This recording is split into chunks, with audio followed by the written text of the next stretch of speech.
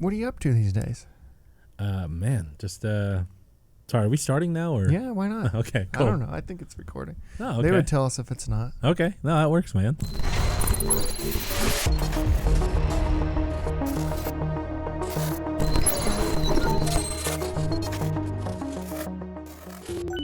Dude, the app launch is that's its own like nightmare, but it's also been an amazing learning experience. And yeah, tell me about. So we're gonna get into the whole history of tacos. Yeah, together. yeah.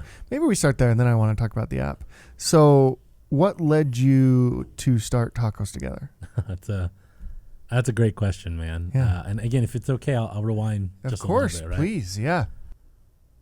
I grew up in like a very like stereotypical Asian household, right?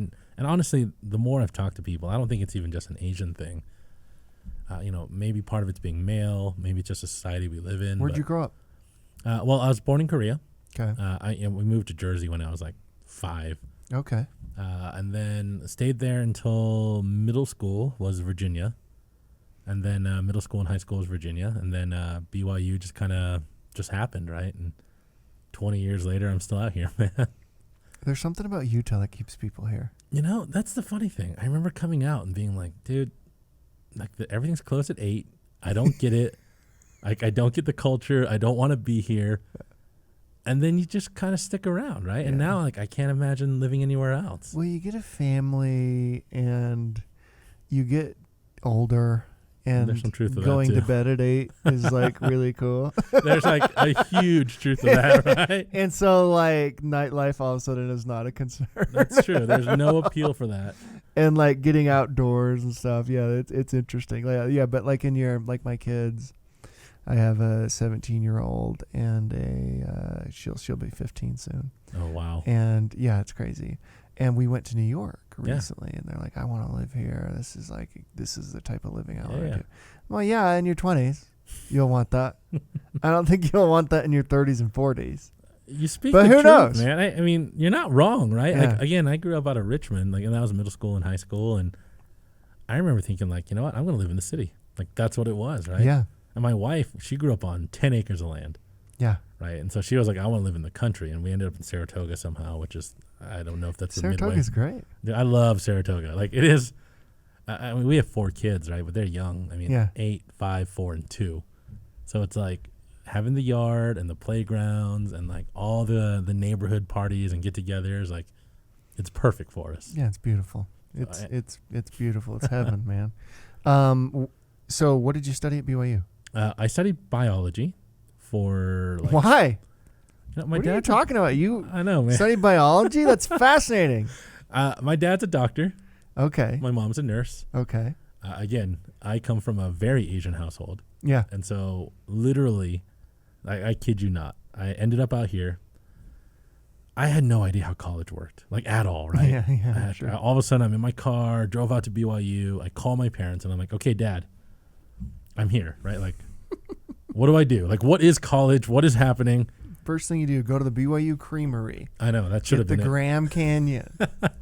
Dude, you know what's up. Oh, yeah. But now my dad, I remember he said, okay, son, like you're an adult now, and you have a really important decision to make. And I said, okay. He said, okay, do you want to be a pharmacist or a dentist? And like that was it. Like those are the 2 choices, right? Those are 2 cool things. And no disrespect to either one. And I remember asking my dad. I said, okay, well, which one's easier? And he said, probably a dentist. And I said, okay, like I guess I'll be a dentist then, right? Like, sure, why not? Yeah. And I said, what do I do? And he said, great. Like, go take a bunch of biology classes. Go talk to your counselor. They'll tell you like what classes you need to take, and go study biology. And so that was it. Like, I had an intro to dentistry, like a 101 class. Wow. Like my first semester as a freshman at BYU, and I'm just like trying to figure out what's going on. And looking back, like life is interesting because that actually, like I never wanted to be, I never thought being an entrepreneur was in my future, right? Yeah. I always thought like entrepreneurs are people who just like couldn't get a real job. Like that's just what I thought, right? So did I growing up. Right? I mean, that's just what it was. And so it was never like, some of these entrepreneurs are like, oh, I knew at the age of 4 I was going to be an entrepreneur and I was out selling stuff to neighbors. Like that wasn't me. No. And I remember, like, I always did pretty well in school, but my dentistry class, man, I just couldn't get into it, right? And, again, coming from a very Asian household, like, it was like the first class I was failing. And, like, I had never failed a class before. It was freaking me out. And I remember I went to go talk to my professor, and I said, hey, like, help me here. Like, I don't get this. Like, I'm trying to get into the subject matter. I'm a smart guy. It's not clicking. Yeah. And for the first time in my life, like, someone genuinely asked me, like, well, what do you want to do? Right? There's always like, what do you want to do when you grow up? I'm like, I don't know, I want to be a fireman or whatever. Sure. But for the first time, like, someone really wanted to know, like, well, what do you want to do when you grow up? Right? And I was like, I want to be a dentist. Like, that's why I'm here. Right? And he was like, okay, but, like, is that what you really want? Yeah. And I remember I couldn't say yes, right? I said, I don't know. I don't know what I want. And so, we chatted for a bit, and I know he's a busy guy, and I really appreciated it. And he said, well, why don't you take a little bit of time and just, like, see what's out there, right? Like, your dad wants you to be a dentist, and that's fine. There's nothing wrong with being a dentist, but maybe just make sure that's what you want. And naturally, I took that, and I was like, okay, Mom, Dad, I'm dropping out of school. They're just like, what are you talking about? And I'm like, my professor told me to drop out, which he did not. Yeah. Like, for the record, he did not tell me to drop out. Yeah.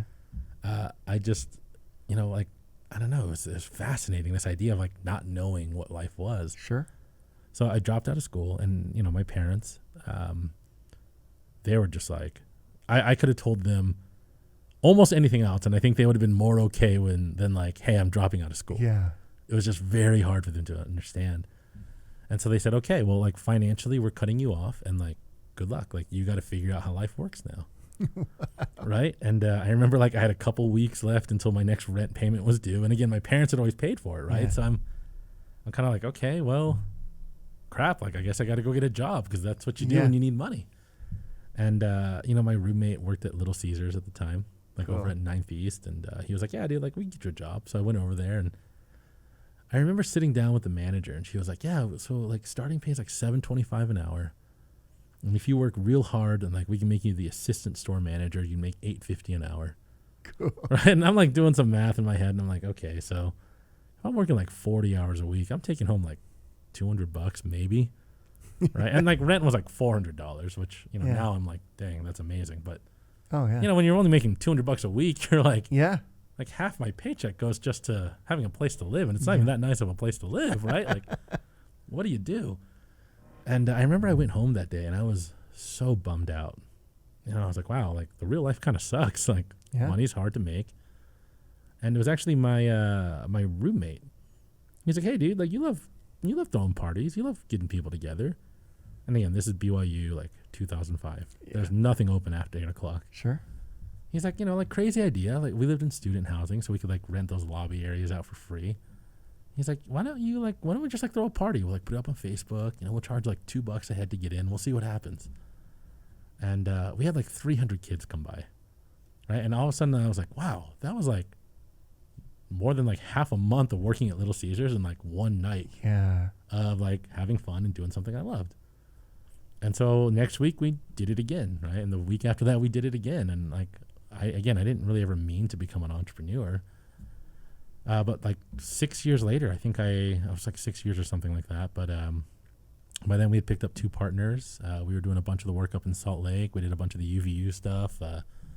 We helped bring, like, One Republic to Utah once, which was an amazing event. Really? So it turned into, like, a event production and management company? Yeah, and again, we were still, like, super, like, we were so unprofessional, but somehow we were still like getting these gigs, and we were running them and throwing them and helping producing them.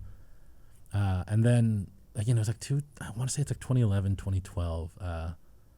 Way back in the day, there was this rapper. His name was Mims, and he had like one song. Anyways, and we helped bring him out to Provo. We actually did a concert out here, and he worked with this organization called the Media Group. And afterwards, they put in an offer to just buy us out. So, I mean, that was the one and only exit I'd ever made. And, but again, like, all of a sudden I realized the passion wasn't necessarily like, oh, I want to do like parties and hang out with people. I'd kind of fallen in love with this idea of like building something, right? Yeah, in particular community. I mean, I didn't know it at the time, Yeah. but you're right. Like I loved this idea of like people coming together. Yeah. Anyways, and so that's kind of how I fell into the world of being an entrepreneur in the first place. So what did you do once you sold it?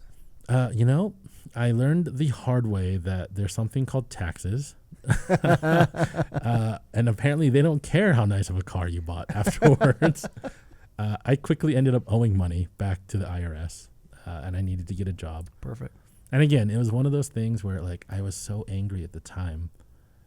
But that actually is partly how I ended up meeting a guy named Ryan Westwood. Oh yeah, I know this guy. Ryan's a good guy.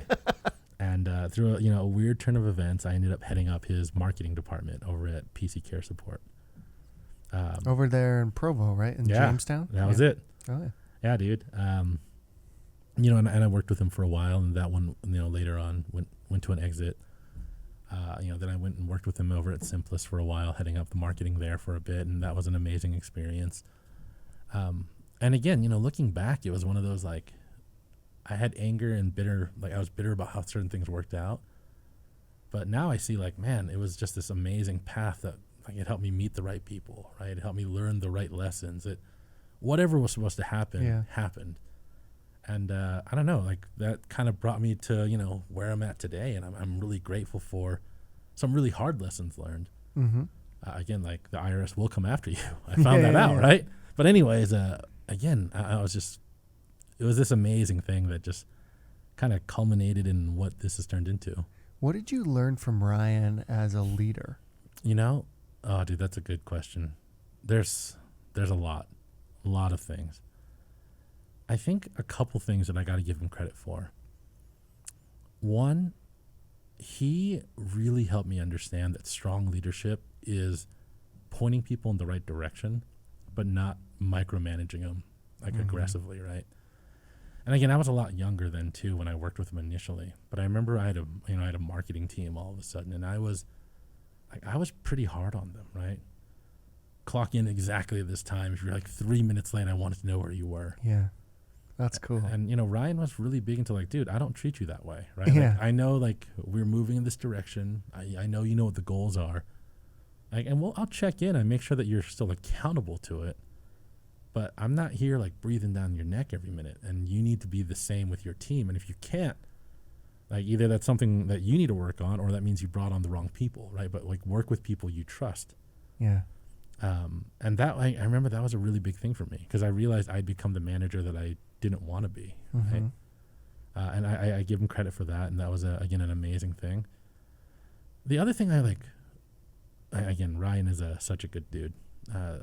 The other thing I give him a lot of, I think he really helped me understand that, man, like impossible is not, it's just like a frame of mind, right? Yeah. It's just something we put in the way. Yeah. Right. Like watching him, and being in those like leadership meetings as like at PC Care Support when we were a tiny little company, and watching that get to like become an exit. Yeah. Seeing the Simplus brand grow, watching that go to exit. And I remember years before any of those things would happen, he had this, he'd tell me like that was what's going to happen. Oh yeah, that guy makes things happen. Oh yeah. And again, it seemed like it was impossible. Mm-hmm. Right? And the reality was that it wasn't impossible. I just couldn't understand the journey at the time, right? I couldn't see the path. And I really appreciate that, right? Is this idea that like just because other people don't see the path doesn't mean it's impossible. Yeah. Right? You just keep working away and you just keep chasing your dream and you go down that path, whether anyone comes with you or not. Yeah. Right? And you make it happen. And again, I give him a lot of credit for that. Yeah, Ryan Westwood, I think he's touched a lot of us in this community. He grew up in Springville. I grew up in Spanish Fork, so we were neighboring towns, right?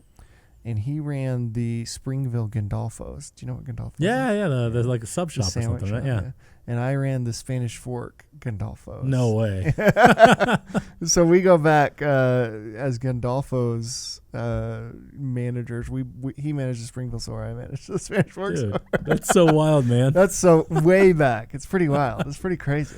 I think both of you have moved well past Gandolfo's manager Gandolfo's stage. is a good like incubator. Hey. Actually, you learn a lot about how to be an entrepreneur, how to treat people, how to customer service, inventory. Yeah. Like I always tell everybody, like try to run a deli, and then if you can do that, you can probably do about any business. There's some real truth to it, right? I think people, and I was guilty of it, right? And I remember thinking the first VP job I got, right, or being my own, being a founder or an executive.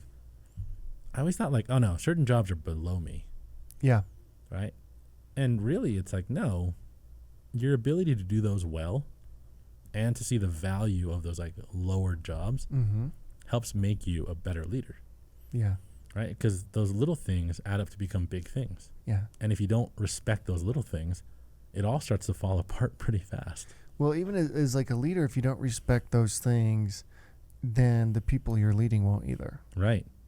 That's a really interesting. That like they'll pick up cues like, oh, he doesn't care about that. Right. Why should I care about that? You're right. Absolutely right. And if as soon as they stop caring, again, it all starts to crumble. Right. Yeah, you've lost. You can't be above anything as a leader. In fact, you should probably be the one person willing to do literally anything. Anything, right? And so, you Simplus, were you there and went during the exit? I was not. I had been recruited to a different Salesforce company called Paladin Technologies out of San Diego. Okay. And basically similar concept to Simplus, but on the community side, Salesforce communities. And so basically it was repeating that playbook for a different Salesforce product for a couple of years. Did you move to San Diego? I didn't. My second son, or my second child, first son, was just born, and I told him moving was kind of out of the option.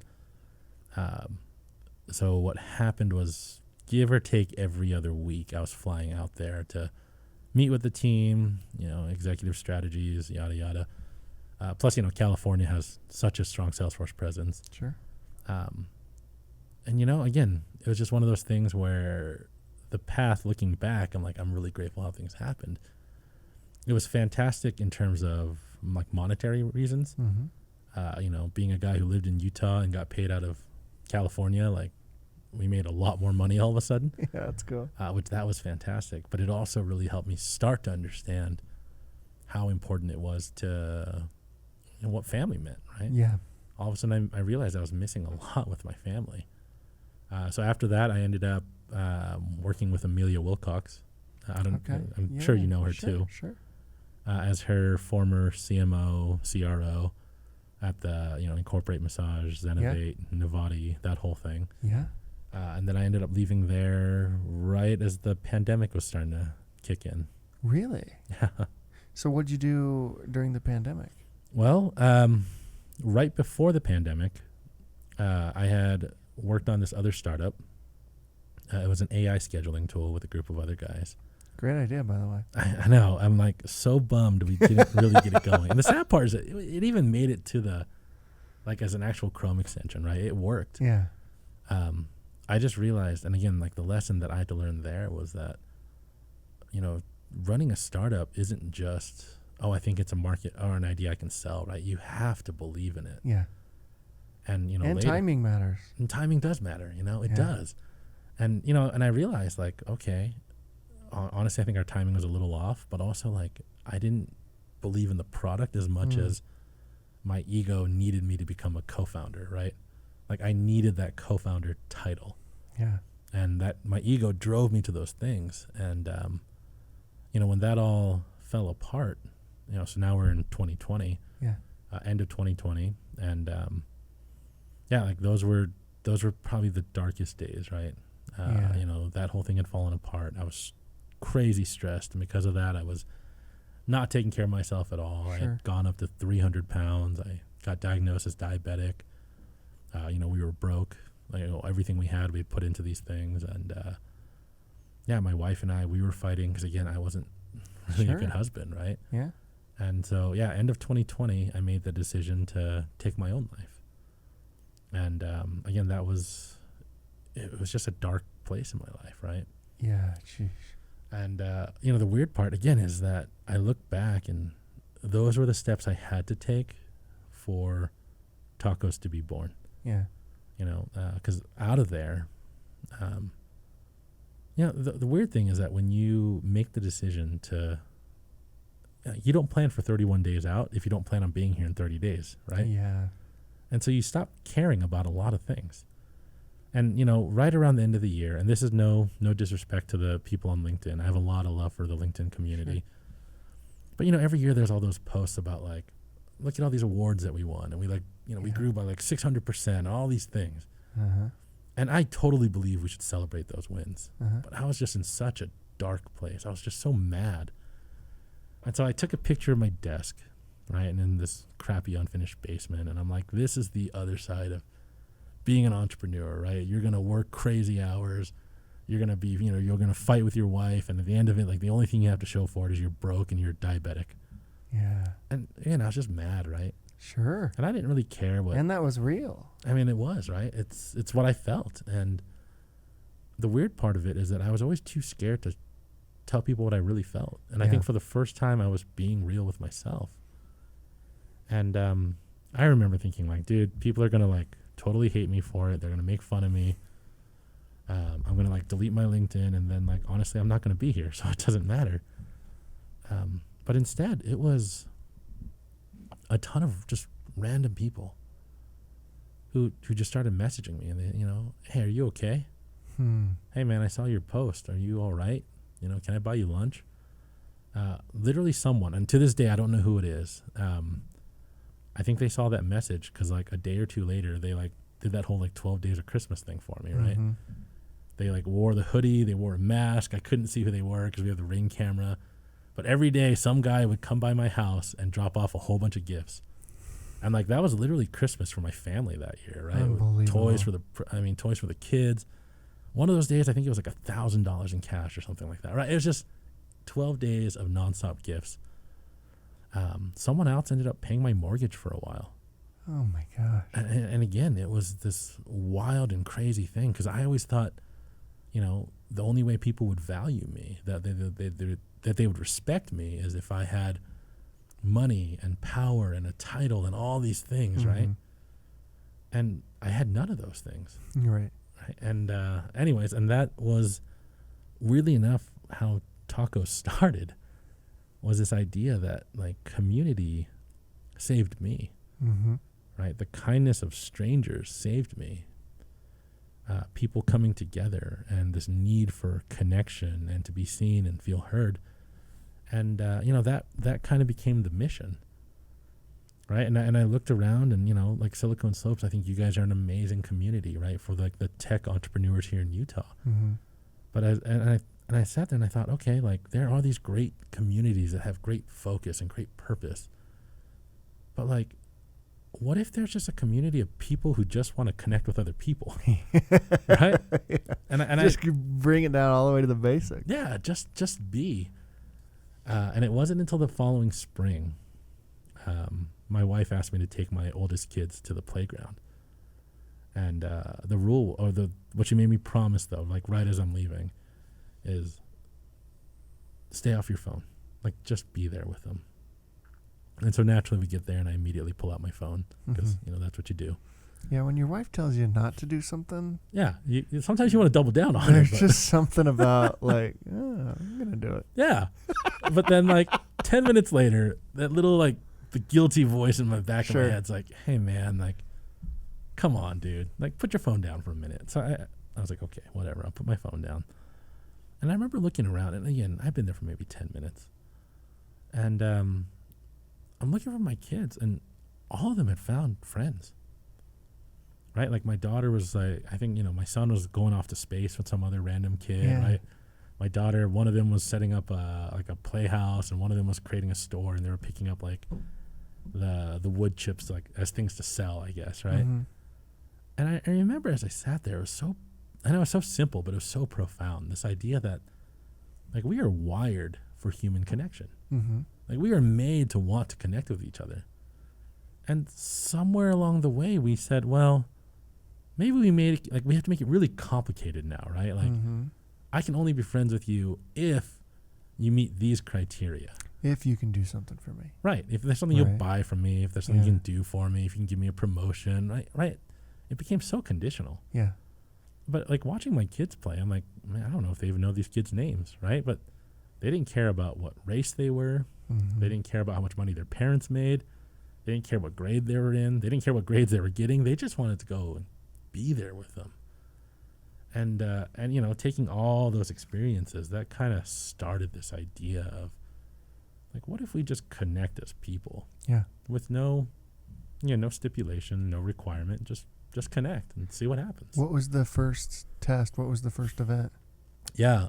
So the name actually came from that first event. One of the things during my whole, like, coming out of my darkest moments, I realized I didn't know people, right? I only viewed people, again, as a title or something they could do for me. Mm-hmm. And so I had this weird goal where I wanted to go to lunch or a coffee or a breakfast or something with someone every day, just to be there with them for an hour and just to hear their story with no ask, nothing to sell, nothing to, I didn't need anything from you. I just wanted to be there with you. And as we were getting closer to the end of the year, I realized, man, the amount of people I want to meet far exceeded the number of days left in the year. Mm-hmm. And so I put out a post and I said, hey, would anyone want to go get tacos together with me, right? And again, I was like, well, if like 5 people show up, that'd be pretty cool. And we had, near 150 people sign up saying, oh, dude, I'd love to be there, right? Isn't that cool? It was just such an amazing experience. Yeah. And then all of a sudden we had these companies that were like, hey, man, like I saw this thing and like, can we give you like $500 to like Can we help buy the taco? Yeah, can we pay for the awesome. tacos? Do you want to do it in our lobby? Do you want to do this? Do you want to do that? And all of a sudden, I guess we had an event. Yeah. And really, I didn't think anything of it, right? It was fun. We all dressed up in ugly sweaters and had fun and ate food and hung out and gave out prizes. But, I didn't really think anything of it. But we had so many people reach out afterwards and said, hey, like, I really needed that. When's the next one? Right, so we kind of threw together another one, right, and then all of a sudden another one, and another one, and another one, and so yeah, that one. The first one was December, and then the next one was March, and then we did one in April, one in May, and then one in June. This is all 2022, so last year, and then June 2022, I quit my job to go all in on doing these things. Yeah. And then, we've just been kind of cranking them out ever since. And so when you quit your job, were you like, all right, I know that I can find some sponsors. I know that I can make enough to like, provide for the family and that type of stuff. But what was your idea of like, how do you scale it? Dude, so I do not recommend this to anybody. Yeah. Just like as a disclaimer, and not a direct answer to your question, but Sure. the hardest conversation I've ever had with my wife was telling her, because she was still traumatized from the last startup, Sure. right? And then, I'd gotten a regular job. We had, gotten out of debt, and we didn't have a lot in savings. And I said, hey, I think, her name's Jess. I said, Jess, like, I think I have to do this, right? Like, everything in my soul is telling me I have to go all in on this. And she was like, okay.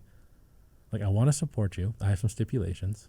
One is that she wanted to be involved in everything, because the last thing I kept her far away because I thought I was trying to protect her, and I wasn't, Mm-hmm.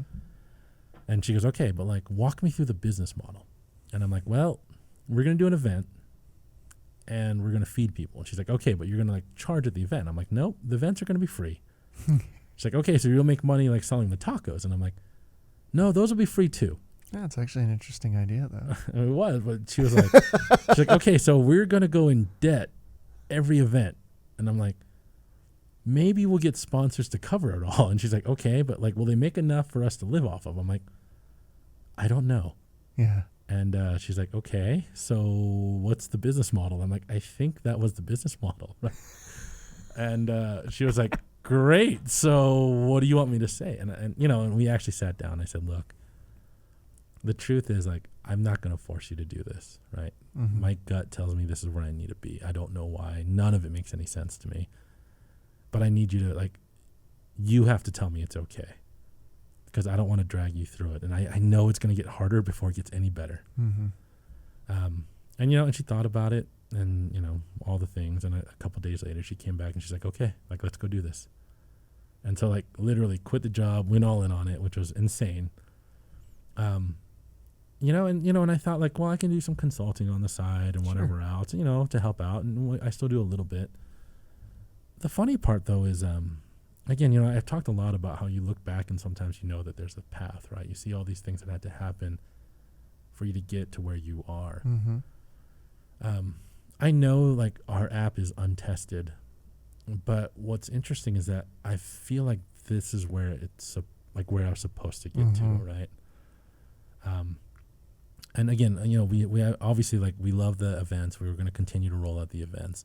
But one of the things that was really important to me is I needed to find a way to make this scalable and sustainable, right? I told people I didn't want this to become a nonprofit. I don't want to go around begging for sponsorships and donations all the time.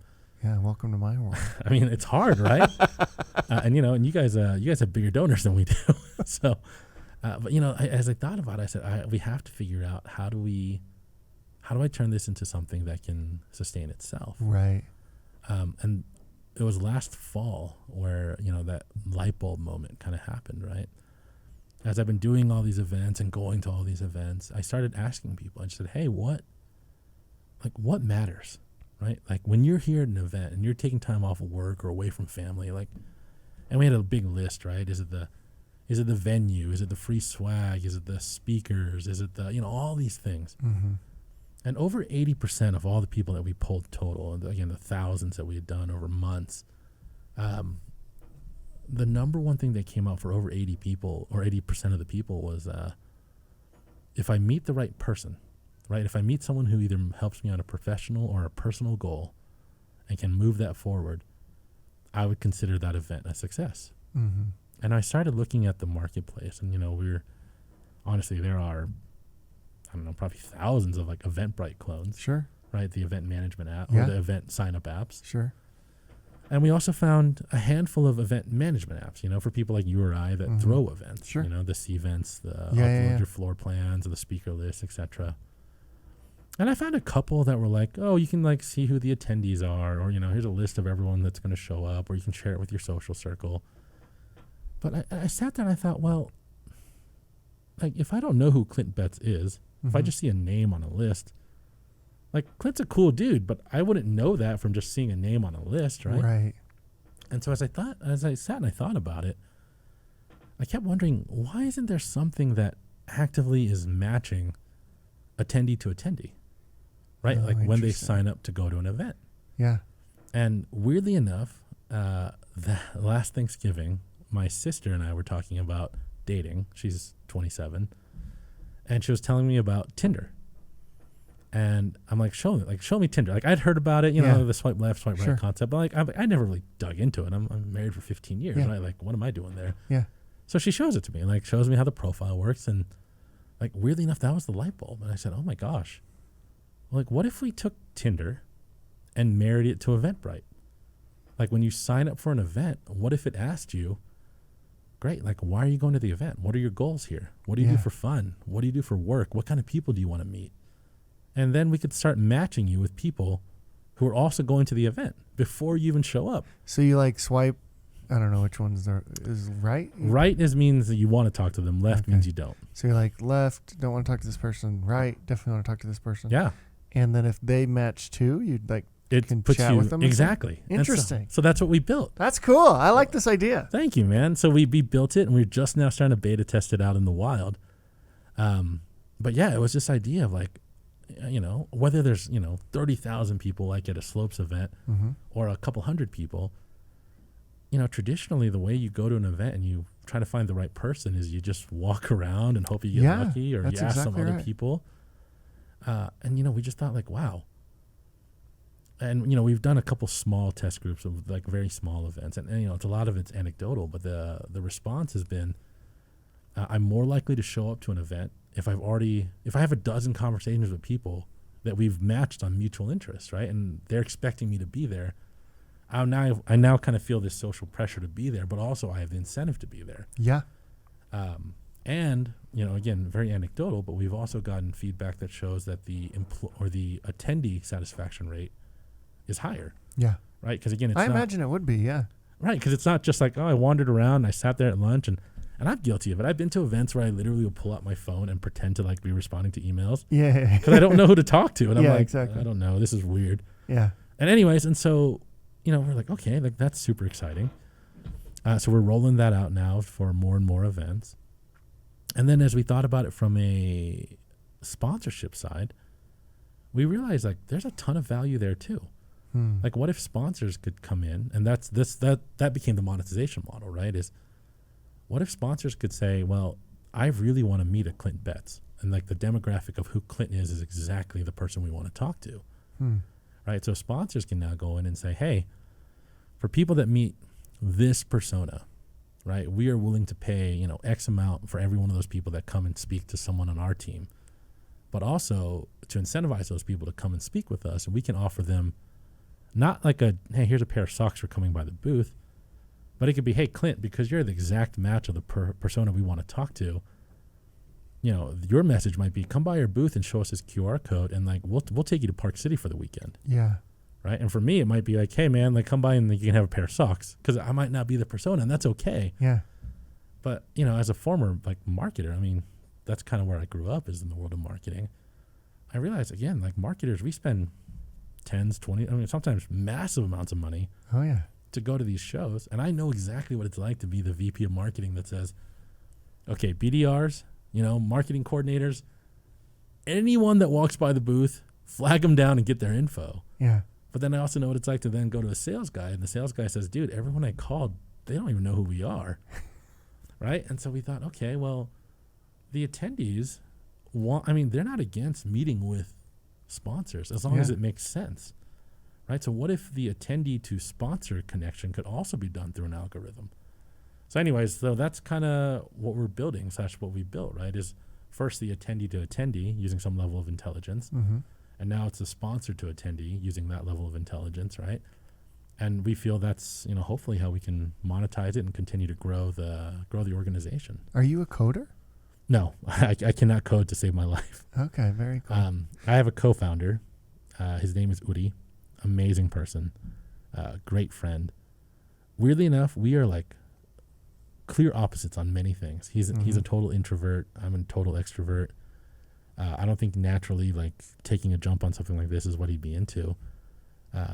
But we worked together for a little while, and then he started coming to my events to support and to be there.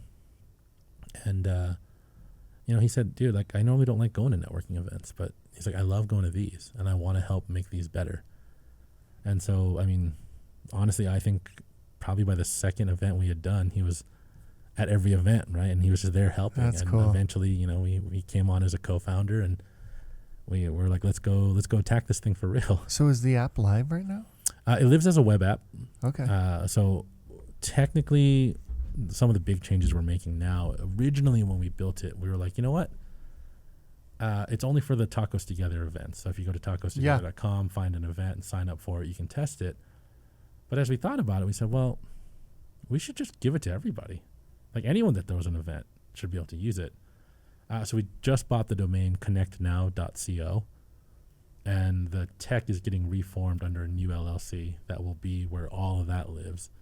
Tacos will use the Connect Now platform for its own events. But, we're excited to work with other community partners. I talked to you before about this idea of like the community for communities, right? How do we help as many communities grow as possible? Yeah. And one of the things that we want to do is offer up this technology at no charge to any of these other like community builders. Yeah. So they can use it to make their events more successful too. Yeah, that is super interesting. So you're speaking my language in a lot of ways, because, man, I've tried all of those event management tools, Cvent, Bizzabo. I could name one. Sure. I've done tried them all. I believe it. Done something with them. And, yeah, the challenge is like, this is actually the challenge with events in general, is you don't talk to that community again until the next event. Right.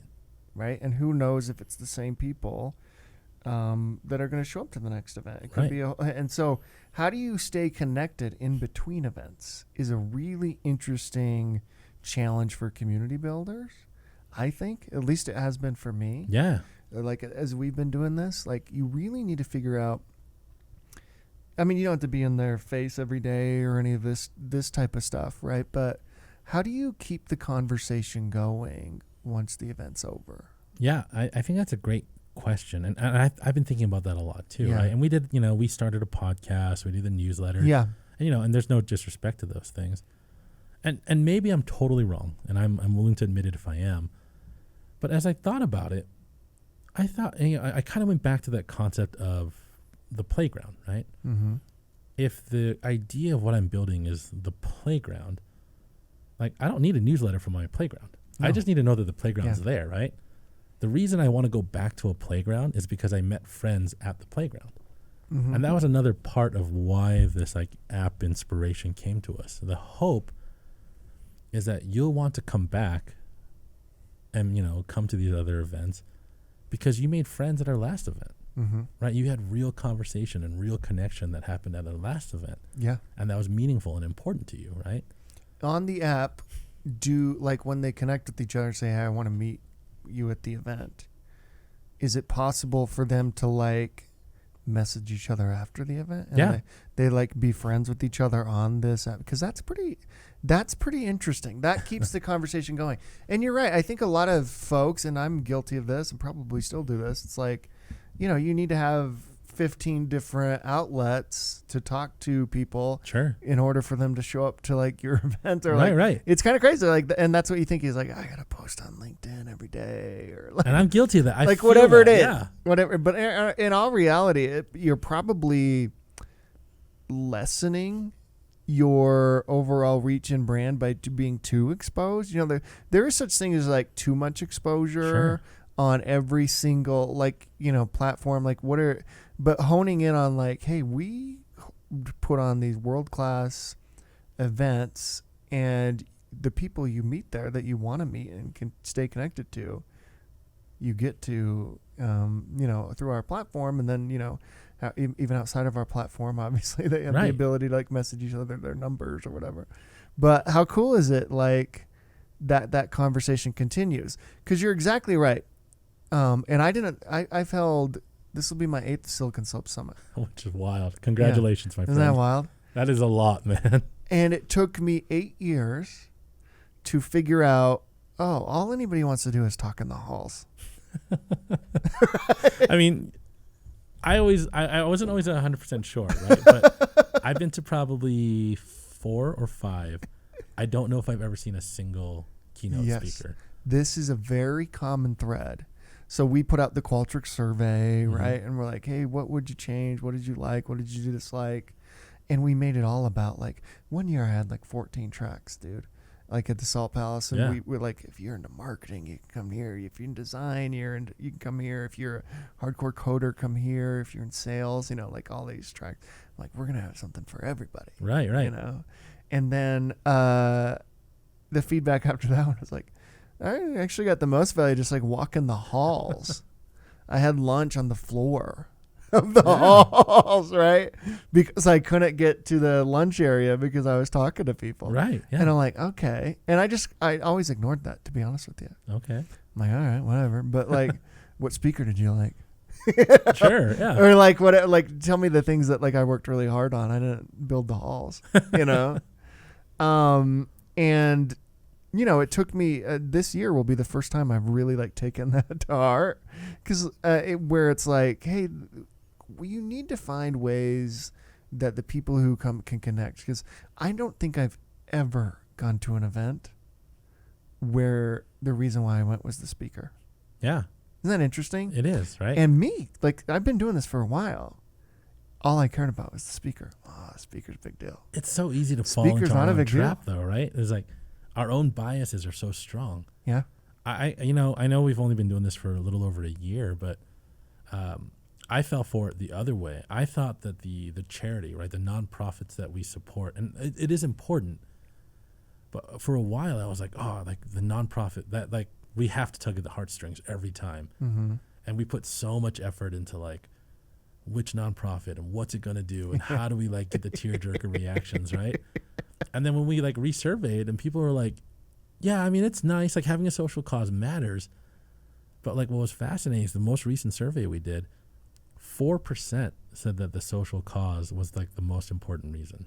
Well, it's because what you missed there, and you now know what took me forever as well, because it's so funny. Like, you're just telling me, like, all the things that I've done, too, Yeah. which is so awesome. The thing that you're doing is you're providing the service. You are providing the social cause. Yeah. You are the social cause. Mm. Like, you are bringing people together who otherwise wouldn't be able to get together, right? Around it. Like, and they're coming into your event and and interacting with your brand in a way where they're open to be available. Yeah. To the surrounding. Because, like, if I go to a taco shop today by myself, I'm on my phone. Sure. Yeah, right. But if I go to, like, all right, there's going to be X amount of people, and, like, you bring yourself to it differently, right? And so, yeah, is it cool that, like, some money went to a charity? Yeah, I mean, that's awesome. Sure. But I'm here because of the social cause is actually like, hey, real things come out of this. Right. Like, that's the thing that, again, like, for me, and I bet you're experiencing this even more, where, like, people will come up to me all the time, like, hey, at Starfest, we raised X, or, like, at the X event, we did this. Sure. At this, I found my co-founder. My thing? What about the speaker? Did you like the speaker? That was hard. But they're like, I don't care about the speaker. You know, it's like the connections that I make, that's the service. Yeah. And that is a real service. You hit the nail on the head, man, right? And I'm right with you. Again, I got so caught up in, like, it has to be a cool charity. It has to be a cool venue. It has to be a cool experience. And yet the funny part is, what people actually come out, like, literally that. Dude, I found an investor at your event, right? Or I got a job at your event. Or one person found, like, they got married this summer. Yeah. And they met their fiance at one of our first events, right? It gets weird, man, the things that come out of the things. It is. It's wild. And I thought about that a lot. And I was like, you know what? Some of our, like, best events, right? Some of our most, like, high impact events were literally just us in a room with music and a place to hang out and good food. And that was it. No, I used to always say this with Summit. I'm like, they would be just as happy if we just rented out the Salt Palace and that's it. Yeah. We didn't set up any chairs or anything. They just walked around just and hung talked. out, right? I mean, there's probably some truth That's to it. pretty crazy, right? Right. Like, as an event organizer or as a community organizer, you think, like, I need all these sponsors. I'm going to look really cool if I have X speaker. I mean, and we've had Zuckerberg. We've had Tim Cook. I mean, name it, right? Like, this is like, that's what we need. That's going to give us credibility. No, our brand is associated with what happens in the halls. Yeah. And what happens throughout the year as well. Around with, like, what connections have I made? How has Silicon Slopes made my life better? How has Silicon Slopes done X, right? How has Tacos Together helped my life, and progress in the journey that I'm on, right? Yeah. That's what your brand is actually associated with. It's a really interesting thing. It took me forever to, you figured this out way sooner because you're way smarter than me. No, you give me too much credit. But that's the thing that your brand gets, your brand doesn't get associated with he got Zuckerberg. Your brand gets associated with the X thing happened in the hall, and now the past 5 years have been different because of that. Yeah. That's where your brand gets associated. It's like, yeah, you don't get to keep Zuckerberg's brand or Tim Cook, Sure. That doesn't rub off on you. That has nothing to do with you, actually. And by the way, we don't care about that. That's the weirdest thing as an event organizer. And most people don't believe that. I bet there's people listening or watching who hold events and they don't believe that. I wouldn't have believed that. I could see it. And I agree with you, right? Because again, I was in that trap too. I so much pressure of this one thing has to be there. Yeah. But again, as I think about my own experiences with Silicon Slopes as a brand, I mean, you hit the nail on the head. Like, I go back to the summit every year because of the amazing conversations I have every year. Yeah. Right. And like, that fills not only like a business pipeline, but like the pipeline of friends that I make, right? These amazing connections, lunches, real human stories.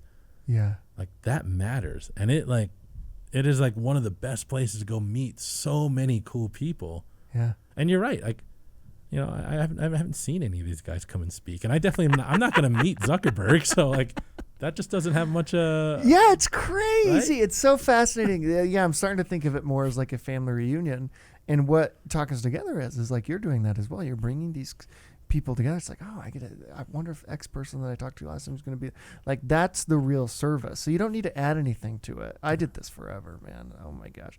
I've added so many things to like the core of what we do to kind of like give it credibility or to, you know, get a stamp of approval or to like have people from the outside like, oh, he's doing something cool. Yeah. They go, Zuckerberg, that's, you know, like whatever it is, when in reality, that has nothing to do with what we do.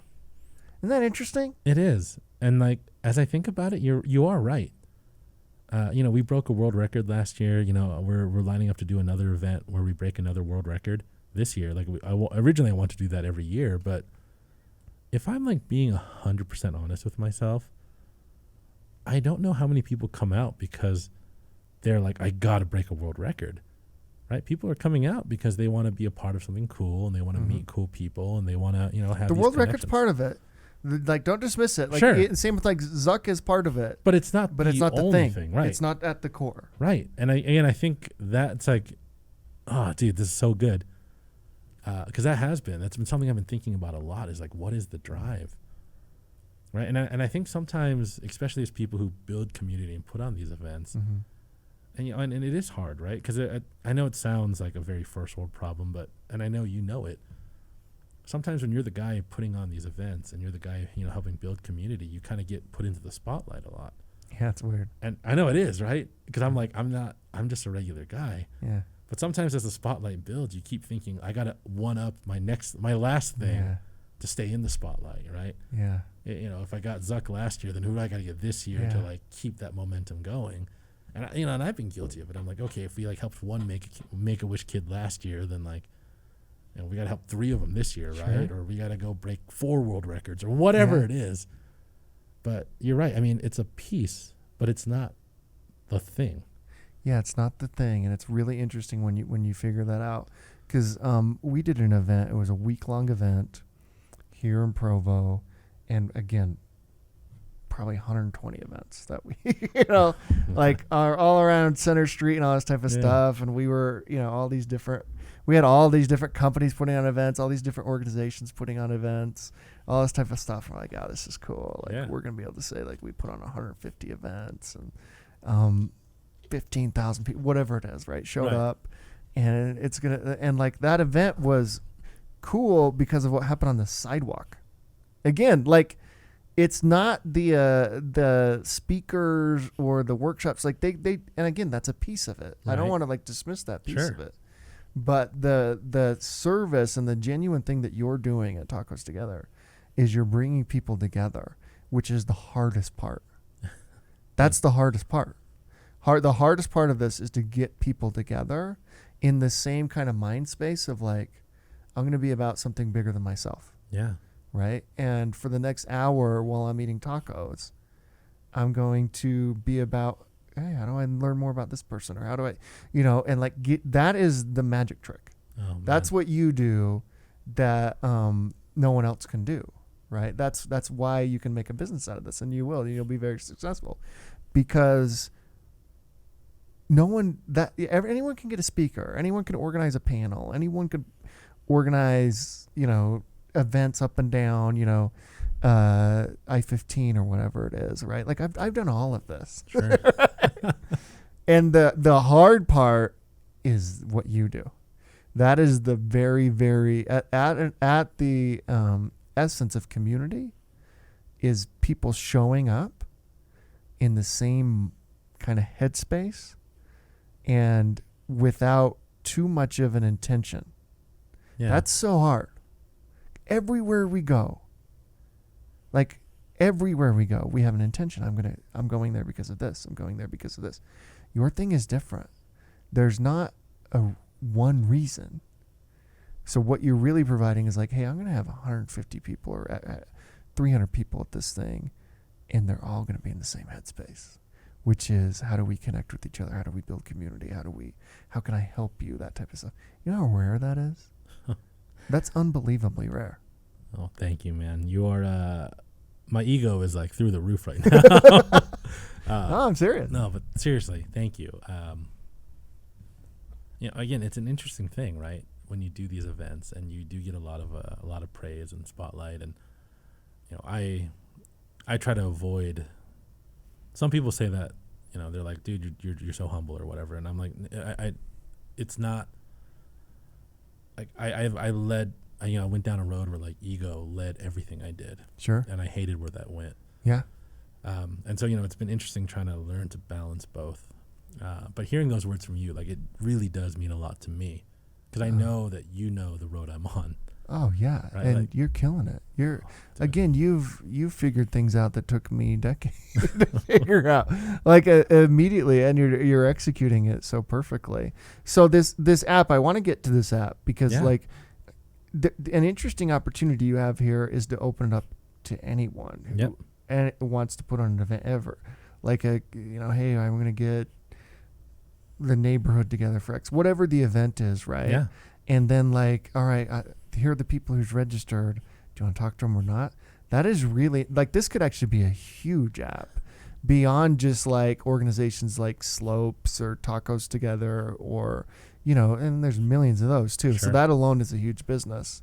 But there's something kind of interesting about, hey, I'm doing a poker night. Yeah.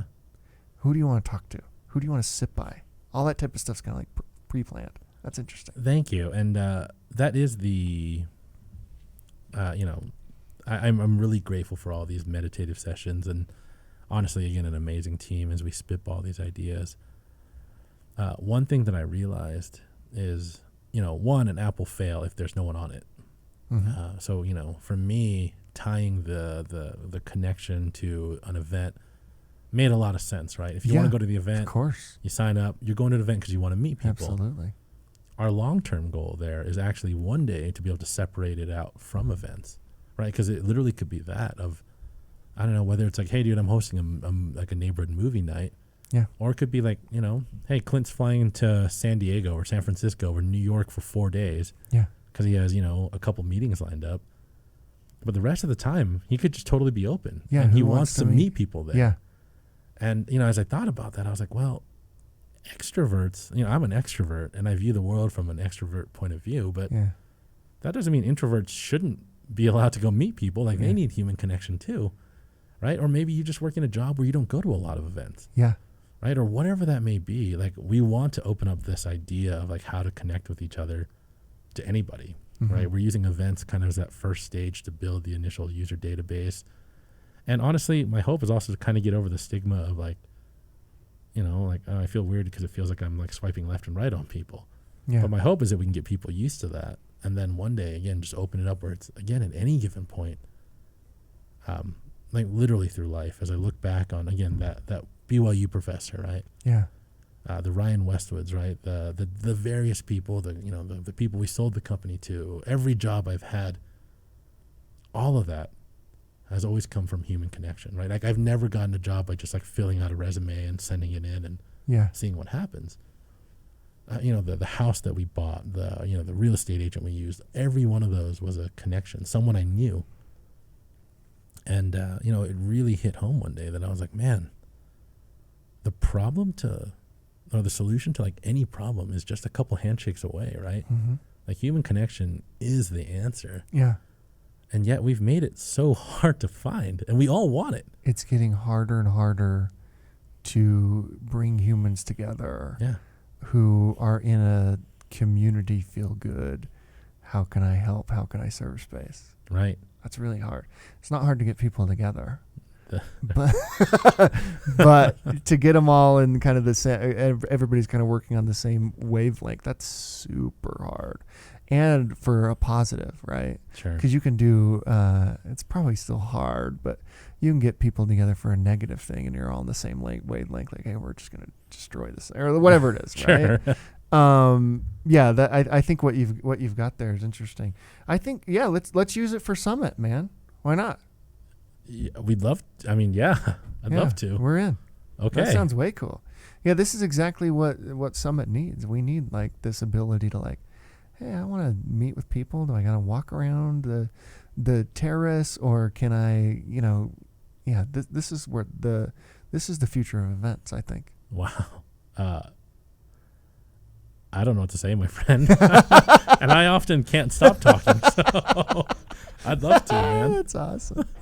Cool. All right. So is it going to be in the App Store at some point, or just people go to connected? So connectnow.com.